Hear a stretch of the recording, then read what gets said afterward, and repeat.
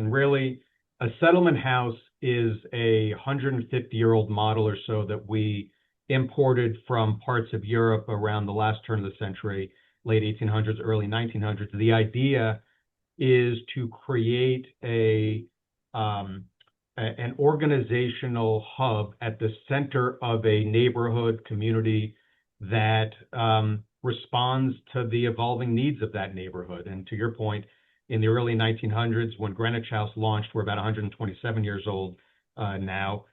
We were this area, West Village, Chelsea, Greenwich Village, was kind of ground zero for the immigrant experience at that time.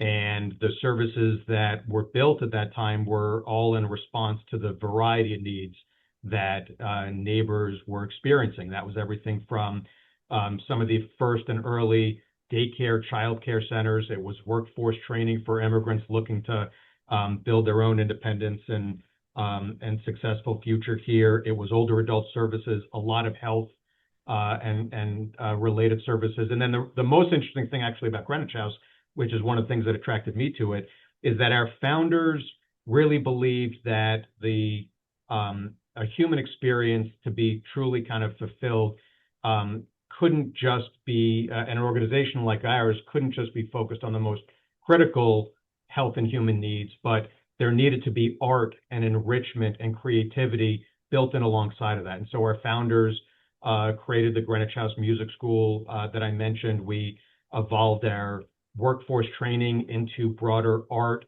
and ceramic training and work. So it really is now this blended approach that, to your question, that's what it was.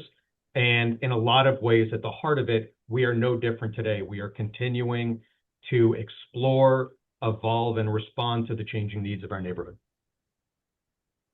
So it's really all the things that are required of the human experience, essentially. Yeah, and what I say is, through job development, through senior services, through childcare, it really runs the gamut. yeah, and I think to the points of mutual work and vision and mission between the chamber and us, it's certainly looking to address the individual, but the focus point is really on community and neighborhood health, community and neighborhood resilience, community and neighborhood strengthening. And so our interests are as much about making sure that our local businesses succeed as the individuals and families that live in this space, come and work, play, and pray in these areas, and their experiences here. So how you have a pretty impressive resume. You could have probably gone to a lot of places, I'm guessing, here, but why did you choose them? You touched on it a little bit. Can you Yeah, I mean, I think this is the next career choice for you?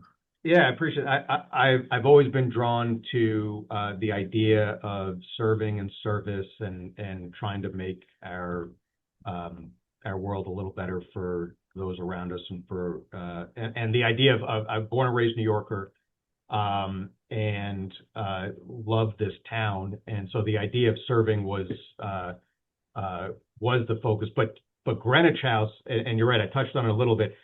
When I spent 6 years at City Hall and looking for someplace else to serve and apply sort of skills and interests. And I think the two things that pulled me to Greenwich House. One, I love the idea of place-based work and this kind of, you can wrap your hands around an area. We loosely serve, our kind of host community is 14th Street down to Canal, kind of west of Fifth Avenue. But in reality, we have services at over 20 sites across Manhattan. We now have services that are being expanded to parts of Queens, parts of Brooklyn.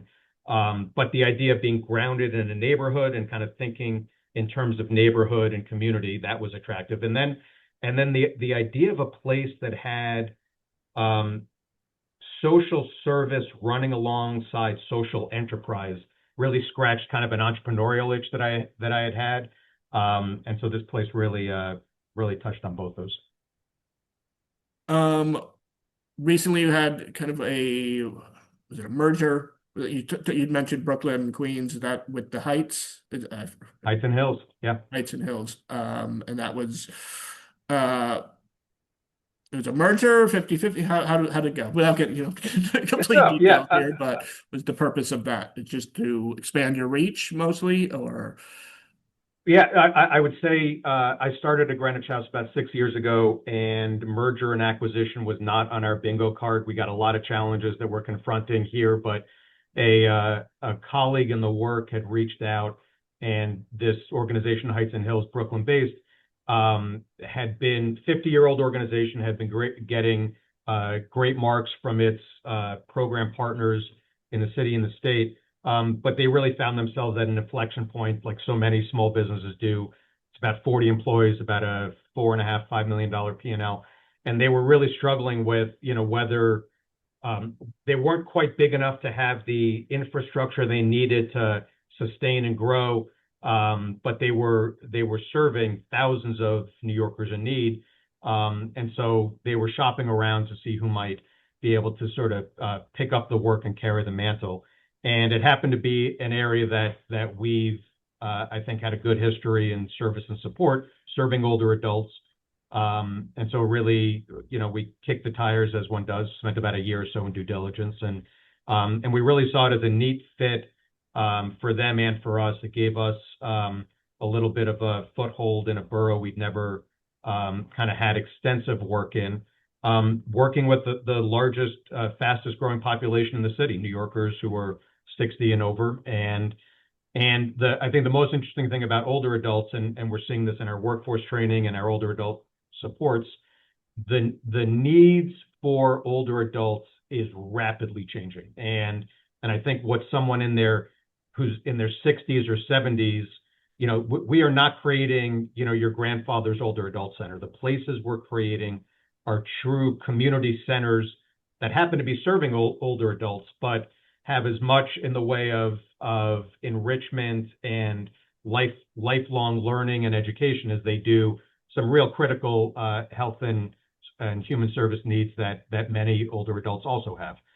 So Heights and Hills gave us the opportunity to help build that body of work, and then the last thing is merging with some of the enrichment that I think we've really come to kind of build a reputation around: ceramics, music, theater, performing arts, that we thought we could apply to the Brooklyn-based services that had done some of that, but not quite as much as we've been doing.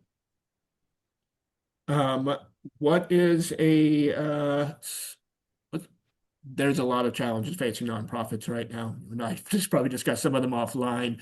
What are some of the current biggest challenges facing Greenwich House? Yeah, I mean, I think first and foremost, the model that has evolved for this work in the last 30 years or so has been this partnership with city and state government, where city and state government has largely deployed a set of nonprofits, thousands of us across the state, to do the work of government in these connection points with New Yorkers. And so whether that's daycare, after school, mental health, addiction services, older adult services, affordable housing, legal services, you go down the list. But government is a very challenging partner. It's on one hand, it's the only partner that really scales these kind of interventions, but it's kind of an unholy alliance where nonprofits and our workforce are the last paid and the lowest paid. So I'm talking to a bunch of small businesses that are constantly dealing with with an AR that's probably beyond a net 30, net 60, net 90. We to just give you a sense, we've got more than a couple $1 million that's over 6 months owed to us, and that's a function of government's review and the delays that are baked into the system. The irony of ironies is, for anyone who tracked like the DOGE work from a couple of years ago and whatever's ongoing, part of those delays are the result of an immense scrutiny that is applied to folks working under a government contract. Rightfully so. These are our dollars at work. We want there to be rigor in where those dollars go, but I'll frequently get $100,000 vouchers returned because there's not a decimal place in the right column. That's not an exaggeration, literally not a decimal place there. So while I appreciate the rigor that's applied, that is a huge challenge. I'd say the other challenge is our workforce is dealing with our neighbors and these issues that are some of the most challenging around the human condition. And that, we do not have the tools of and the resources. And by the way, just the way we've been structured, these are positions that are half of our workforce, more than half of our workforce, 60% or more, are women and women of color. And I'll just note that historically, our caring economy, whether that's education, nursing, healthcare, wherever it lands, are positions held by women, held increasingly by people of color, and positions that are historically undervalued, undersupported, and we're the recipient of those systems. So that's a point of frustration. Yeah, I'm familiar with it in our work as well. We're getting discretionary contracts, getting contracts through the city, and there are funds we definitely need. But in my own work, both at the chamber, at business improvement districts in Brooklyn, my approach is always I want to use the money in the year it's supposed to be used and get paid at the time when we're supposed to get paid, just like running any other business, and be able and if you're getting it after the fact, or it's just like that's not really how you run a strong grant program.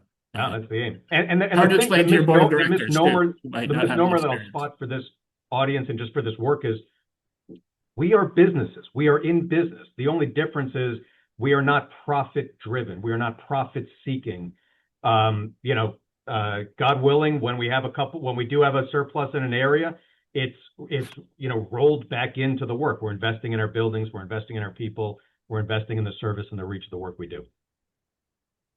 Darren, we're coming up on the end here. We're running out of time, but that said, let's Chamber and Greenwich House is working on a pilot program coming up. You'd like to share a little bit about that? Yeah, I would love to. I'd say to the points raised, a lot of what we're doing is exploring what's happening around our neighborhood and trying to find out ways to develop. We're kind of a pocket knife. There's no direction we can head to try to be in service. And one of the